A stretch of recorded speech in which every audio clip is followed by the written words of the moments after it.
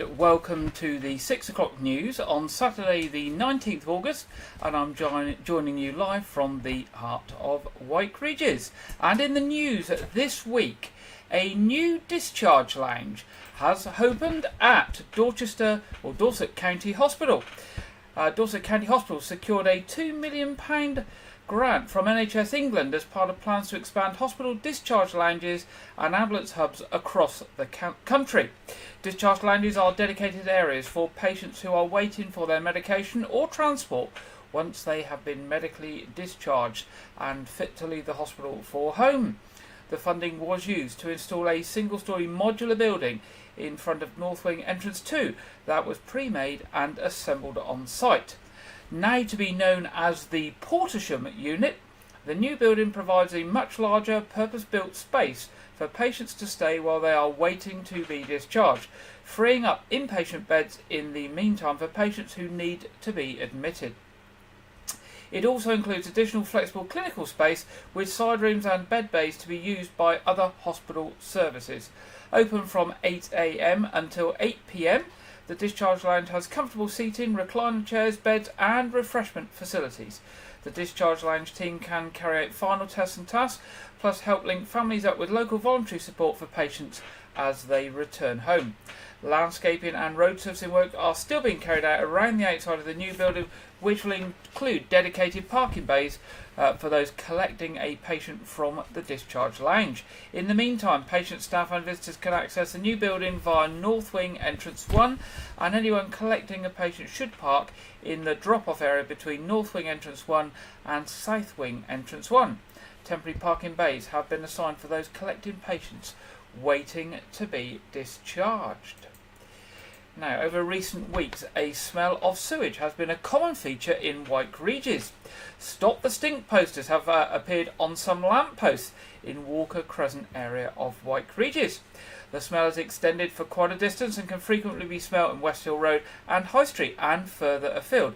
But in Walker Crescent area, residents have been moaning that they can't even open their windows as the smell is so bad. Problems started after a power failure at the Walker Crescent sewage treatment plant back in July, and ever since the plant has been functioning on backup power generators. A spokesperson for Wessex Water denied that there had been any pollution in the area, saying that the facility is operating as normal and they are using an odour management plan to combat the smells. They commented further, "Unfortunately, our Weymouth Water Recycling Centre has suffered a third-party power outage, which means we are currently using standby generators to maintain customer sewerage services. This site is operating as normal and complies with all permits, along with an odour management plan which is being followed.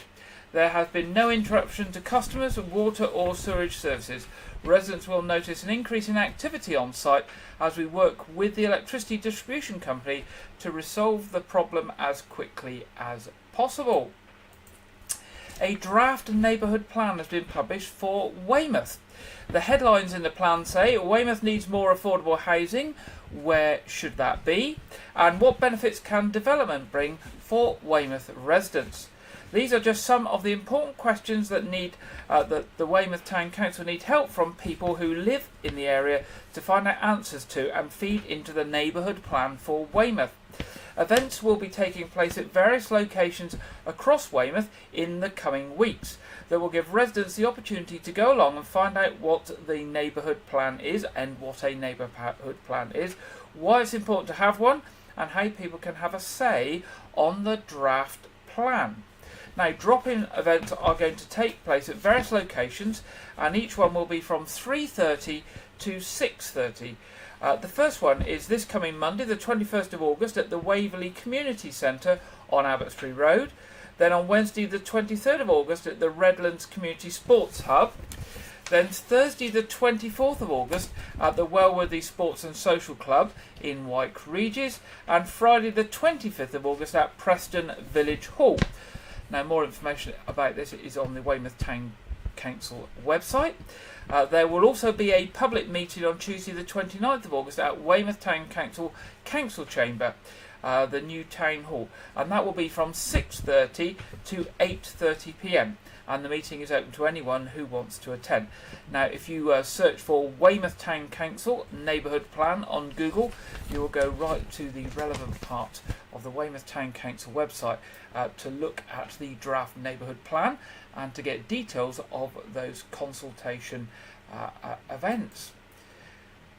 Emergency services attended reports of a sudden death in William Street on Thursday night this week at 9:42 in the evening.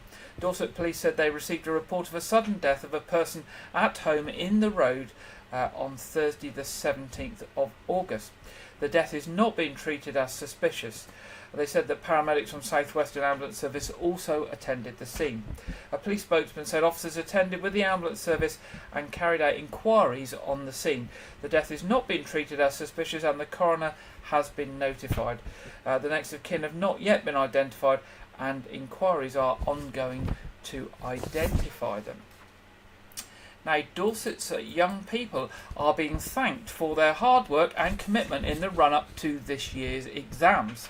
Students received their A-level and functional skill BTECs and Level 3 qualification results on Thursday this week, and students will receive their GCSEs the coming week on the 24th of August. Councillor Byron Quell, a Dorset Council's portfolio holder for children, education, skills and early help, said, "I wish all our students good luck for their exam results. They should all be proud of their achievements and I thank them for all their hard work. Thanks also go to all our teachers and families of anyone who has supported their young people through recent years of learning and exams this summer. They have played a big part in making sure our young people have the success they deserve.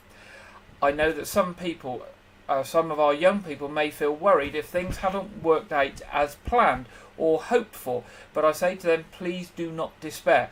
There are many different routes to further education and employment with training and support out there. From further education to apprenticeships, working and training, there is a wealth of support to help you choose what is right for you. If you are unsure of your next steps, take a look at the Dorset Council web pages and take advice from the groups that are out there to help you." Now, there's quite a few sources of help for those that have taken their exams and maybe not got the results that they wanted. One is dorsetcouncil.gov.uk/where-next.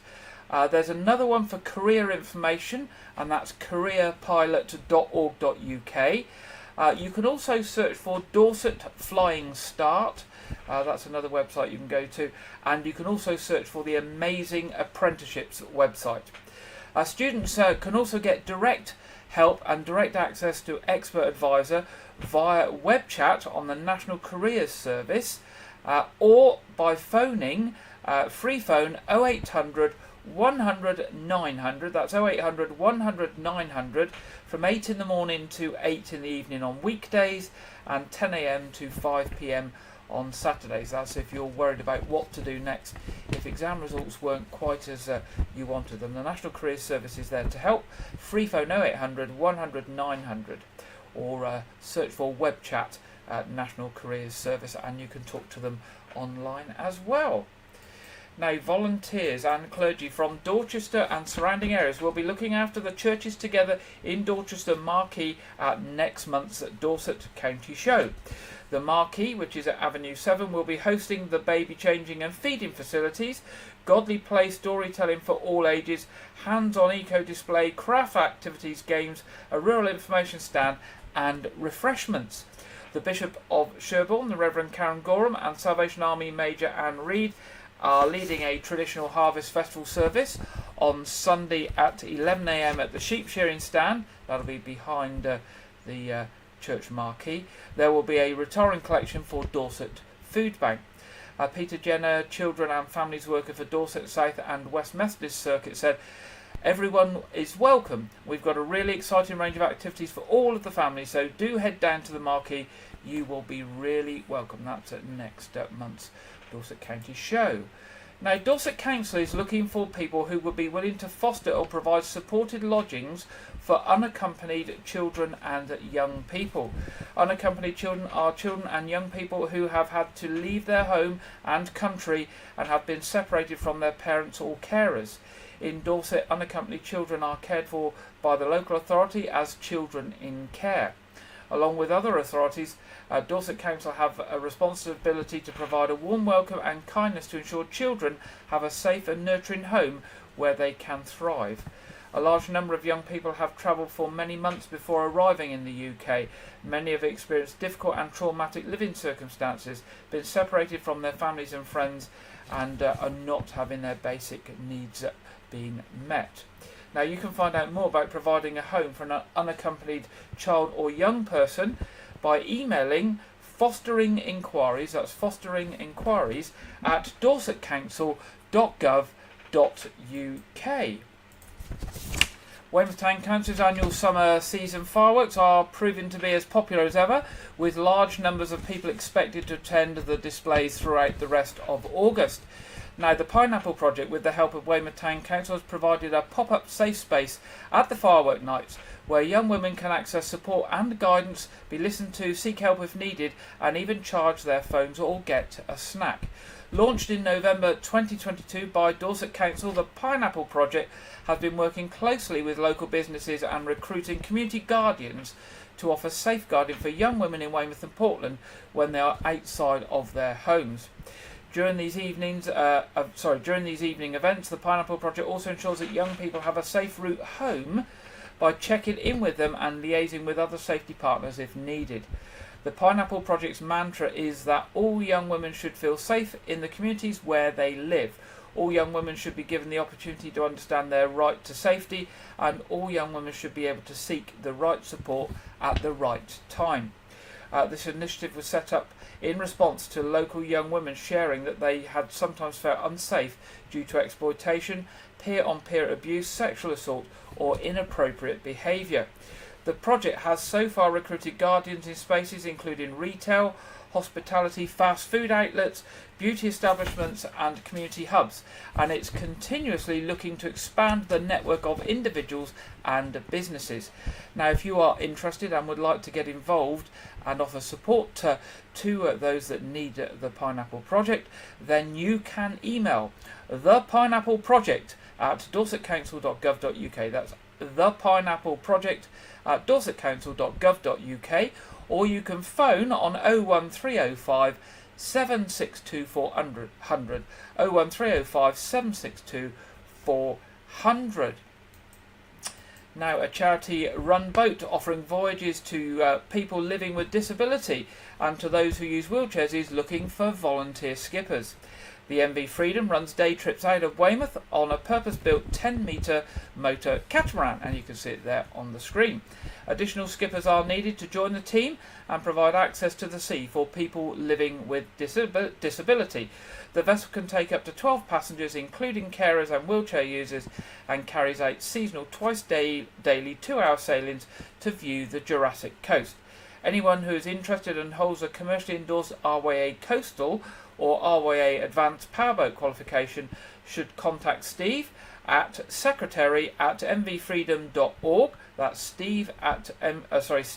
contact Steve at secretary@mvfreedom.org, or telephone number 077 72151. That's 077 72151 for more information. Now, visitors are invited to an immersive photography experience in which images captured by a local photographer will be on display, and they'll be projected onto a giant screen accompanied by beautiful music and nature soundtrack. The exhibition of the work of Trevor Parsons will take place at Dorchester Corn Exchange on Wednesday, September the 6th, between 1 p.m. and 7 p.m, and it's hosted by Dorchester Arts. Trevor's passion for photography helped him through 2 mental breakdowns, and he has now dedicated himself to telling his story and trying to help others. An exhibition of his work is also on display at Dorset Museum until late October, alongside the Wildlife Photographer of the Year exhibition. So that's at the Corn Exchange, Wednesday, September the 6th, between 1 p.m. and 7 p.m. A popular summer fete promises family fun, attractions, entertainment, games and more when it returns. Weldmore Hospice Care's summer fete will be held on Saturday, September the 9th. from 11 a.m. to 4 p.m. at the Weldmar Hospice Care Inpatient Unit at Herringston Road, Dorchester. There will be live performances throughout the day, stalls and games to enjoy, including the popular Nurses stall. There will also be a silent auction with lots of amazing items and experiences to bid on, promoters say. HSBC UK will once again sponsor the fete, and First Bus will be supplying a free shuttle service between Fairfield Car Park and the hospice. That's Saturday, September the 9th from 11 a.m. to 4 p.m. at Weldmar Hospice Care in Herringston Road, Dorchester. And finally, in our headlines tonight, locomotive 45596 Bahamas pulled into Weymouth train station on Thursday this week in a Dorset Coast Express tour. It was a real treat for rail enthusiasts who have been enjoying the frequent visits of seaside special steam trains over the summer season. Passengers boarded Bahamas at London Victoria, Staines, Woking, Basingstoke and Bournemouth on the way to Weymouth. It left the resort late in the afternoon and passengers enjoyed a gourmet dinner upon the return. Bahamas is a London, Midland and Scottish Railway Jubilee class, and in May 1961 was under the ownership of British Railways. In July 1966, Bahamas was withdrawn from traffic. A preservation society was founded and raised the money to purchase it from British Rail to prevent it from being scrapped. And as you know, we often see these steam train excursions coming to Weymouth, and they do draw quite a crowd, and they are very, very popular. So watch out to see if there's any more coming over the rest of this summer. That's the end of our headlines tonight. Now, on previous programmes, we have had videos from Lyme Regis Fossils and the Etches Collection Fossil Museum from Kimmeridge. Fossils are something here on the Jurassic Coast that we are known for worldwide. And some of the best fossil collecting places in the world are along the Jurassic Coast. I therefore thought you might be interested to hear of a fossil show that is coming up soon. So we caught up with Phil James from the Southampton Mineral and Fossil Society at the Etches Collection in Kimmeridge to learn all about the Hampshire Mineral and Fossil Show, which is coming up very, very soon. The Hampshire Mineral and Fossil Show, which is now in its 31st year, is an annual show that we hold at the Lyndhurst Community Centre in the middle of the New Forest. This year it's on the 2nd of September. It's a fantastic show with a main hall with 41 tables of people selling minerals, fossils, rocks, and a small exhibition hall in which the Etches collection will be there, along with Dinosaur Isle from the Isle of Wight, Southampton University looking at the new Spinosaur discoveries, Dorset geologists and Portsmouth University. I'm the principal organiser of the show, Ash. Many members come along on the day to help, of course, but it's organised by the Southampton Mineral and Fossil Society, which is a local group that's now been running since 1971. So we're in our 52nd year, and as chairman I've been a member for the last 43 years. It's a fantastic group. We've got currently 55 members of all sorts of interests: fossils, minerals, rocks, and a great range of specialisms and interests. Anyone with an interest in fossils and minerals, and dinosaurs in particular, because the theme in our exhibition hall this year is really about dinosaurs, would find it an absolutely fantastic day out. Not just with the possibility of coming along to buy something, but also looking at all the special interest groups we've got coming along, including the Etches collection, be able to interact with all the different exhibitors. You could bring your own fossils and minerals along. There'll be people there that will help identify those. And it would just be a great day out. And of course it's in Lyndhurst, New Forest town, with lots of other things that you can do as well as the show.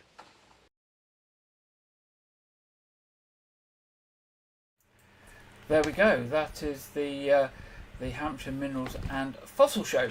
Now that's on Saturday the 2nd of September. And if you want to learn more, they have got a website for the fossil show, and you can go to www.etches.org.uk www.sotonminfoss, sotonminfoss.org.uk. That's www.sotonminfoss.org.uk. You can find out more there about the Fossil Society and Fossil Group, and obviously the show as well. Now, we were hearing about Weldmar Hospice Care's fate in the headlines tonight, and Weldmar Hospice Care in Dorchester is something that we hope that we will never need, but many families are grateful for the hospice when a loved one becomes difficult to care for at home when they are unfortunately suffering from cancer and other serious illnesses. Now, the hospice relies heavily on donations and fundraising to keep operational and cover its costs. In fact, they need to raise, believe it, a whopping £26,000 a day to keep going. Yes, £26,000 a day to keep going. So they're obviously very keen that people fundraise and support the efforts of the hospice, and really every little bit helps. So they've produced a short video showing lots of different ways that anyone who wants to support Weldmar Hospice Care can raise funds, and it's a short but very informative video saying how we can fundraise for Weldmar Hospice Care, and I'm going to share that with you now.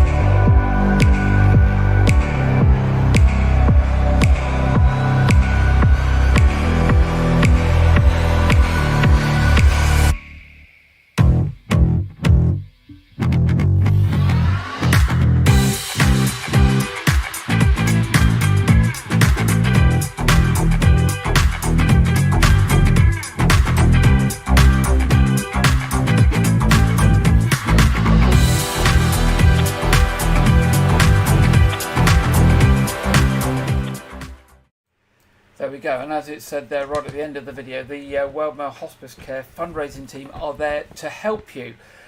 So whatever you decide to do to support Weldmar, they will help you achieve your goals and targets. And as it says, they'll help you with posters and all sorts of other support and information. And you can find out more information about how to contact the fundraising team at www.weldmarhospicecare.org/supporters. So www.weldmarhospicecare.org/supporters. And as we say, every single fundraising activity and every bit of fundraising helps keep the hospice going for the benefit of everybody across the area. Now it's that time in the programme where we go over to regular contributor Andrew Wright for this week's film review and preview. Welcome to White Regis TV film review and preview. I'm Andrew Wright. This weekend, DC's Blue Beetle releases in cinemas. The film is the 14th film in the DC Extended Universe and stars Cobra Kai actor Xolo Mariduena as Jamie Reyes, a recent college graduate who becomes a symbiotic host to the Scarab, an ancient alien biotech weapon that grants him a powerful exoskeleton armor, turning him into the superhero Blue Beetle. The film notably has actors Susan Sarandon and George Lopez in it, as well as a range of Latinx and Latin American actors in it, this being the first Latin American-led superhero film, I believe. Yeah. The film currently has 82% positive reviews from critics who praised the lead actor's performance, as well as its humour and heart.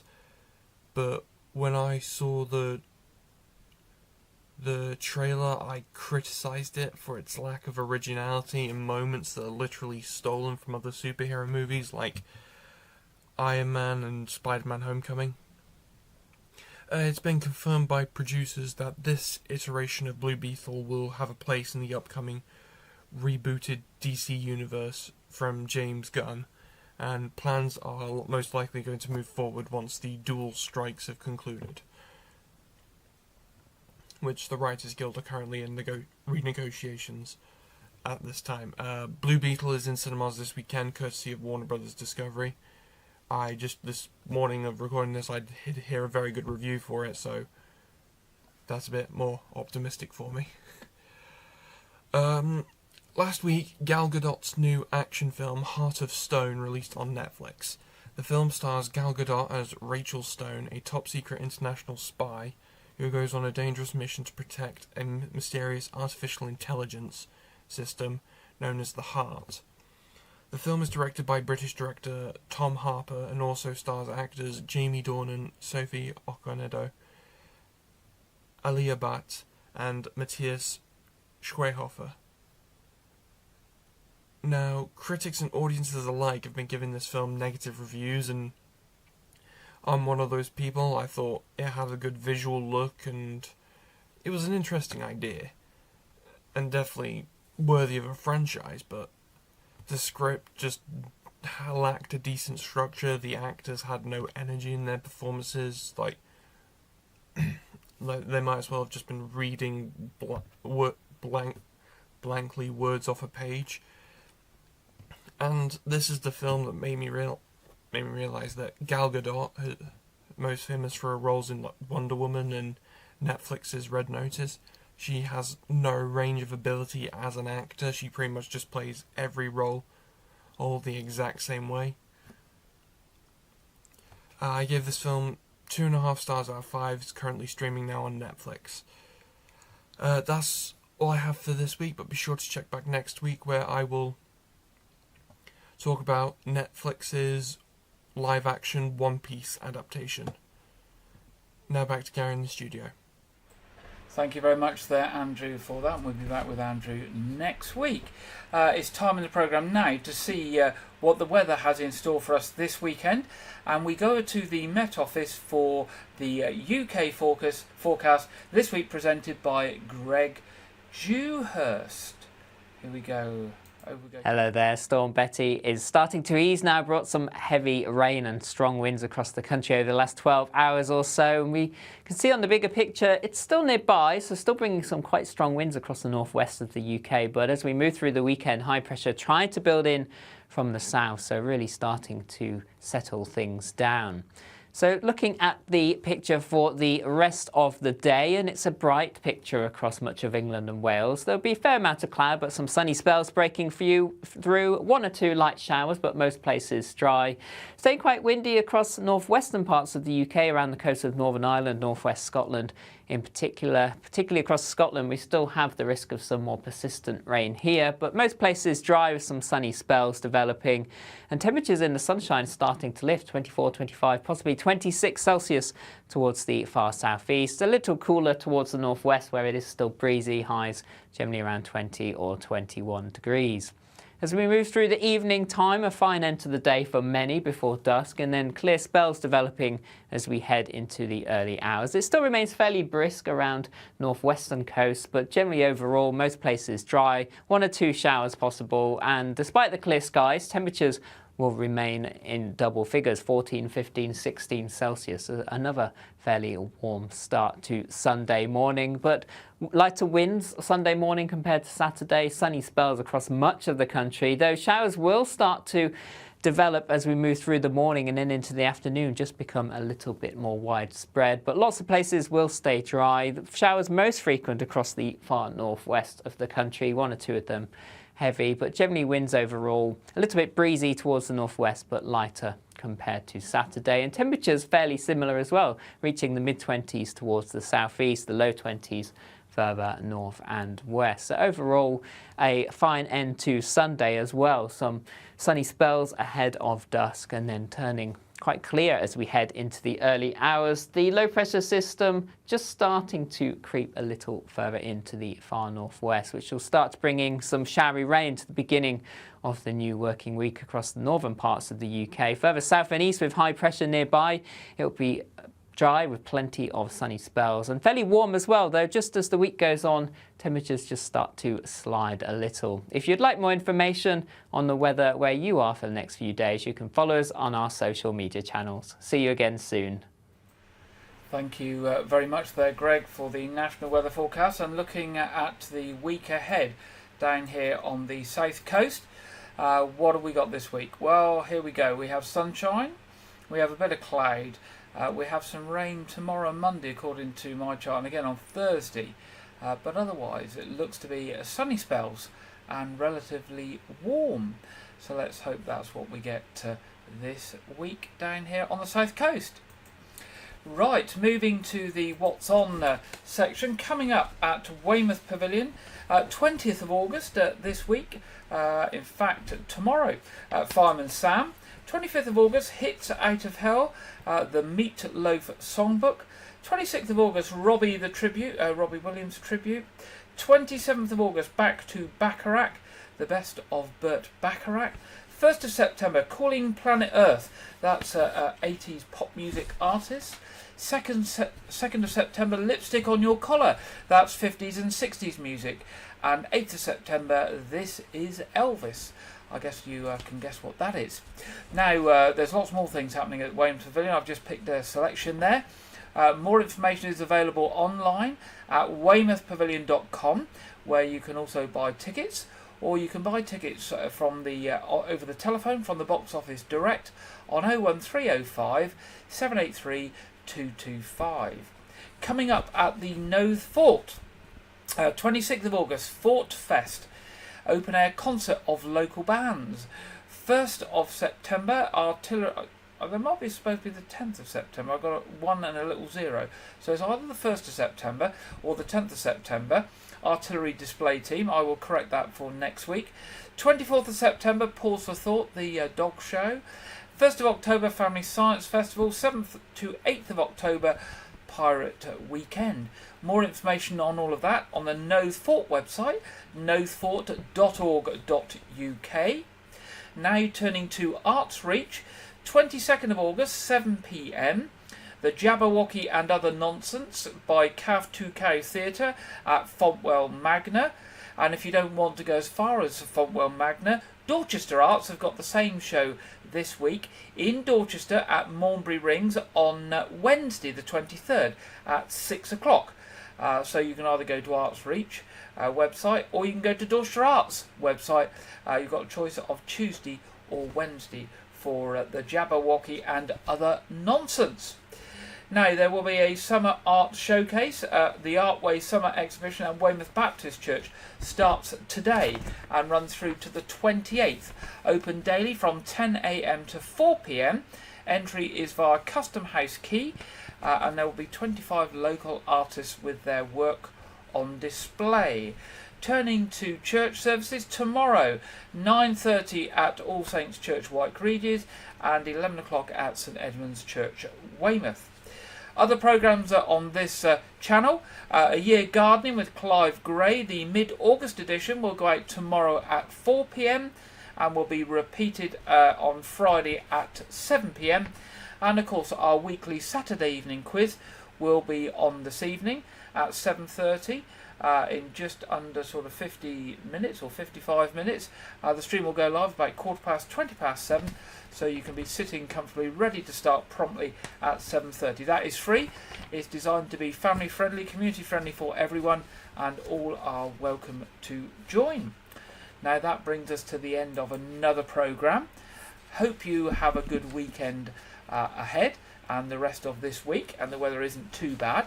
If you have any news or fundraising activities or events coming up, do drop us a line at news@whiteregis.tv so that we can share it with people next week. And if not, I hope you have a good weekend, a good week ahead, and I look forward to being back with you next Saturday at 6 o'clock. Good night.